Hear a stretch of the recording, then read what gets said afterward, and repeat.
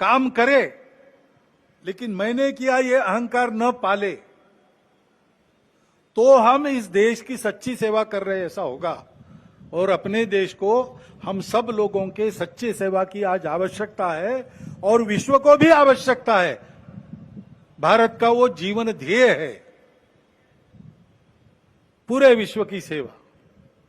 वो करने लायक भारत को खड़ा करना है तो समाज को इस प्रकार बनना पड़ेगा।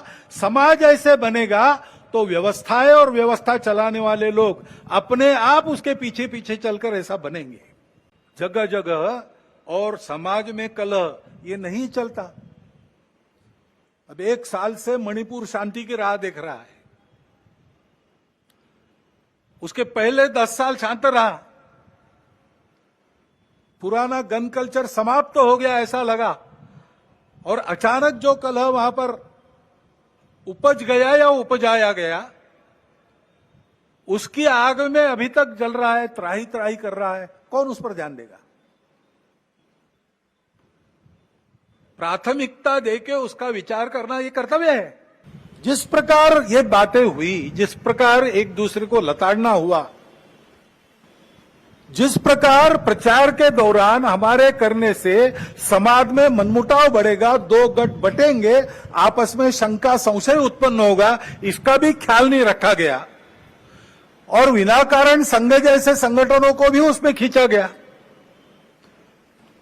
टेक्नोलॉजी का सहारा करके असत्य बातें परोसी गई, नितांत असत्य। क्या शास्त्र का, विज्ञान का, विद्या का ये उपयोग है? सज्जन विद्या का ये उपयोग नहीं करते। 100% मतों का मिलान होना संभव नहीं है,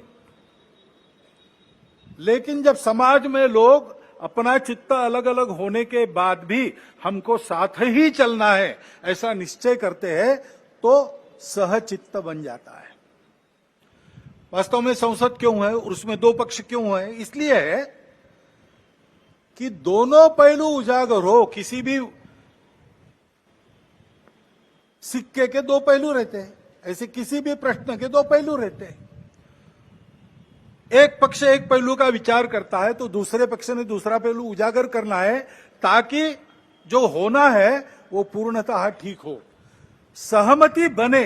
इसलिए संसद बनती है, लेकिन ऐसी सहमति बनना स्पर्धा करके आए लोगों में थोड़ा कठिन भी रहता है, और इसलिए हम बहुमति का आसरा लेते हैं।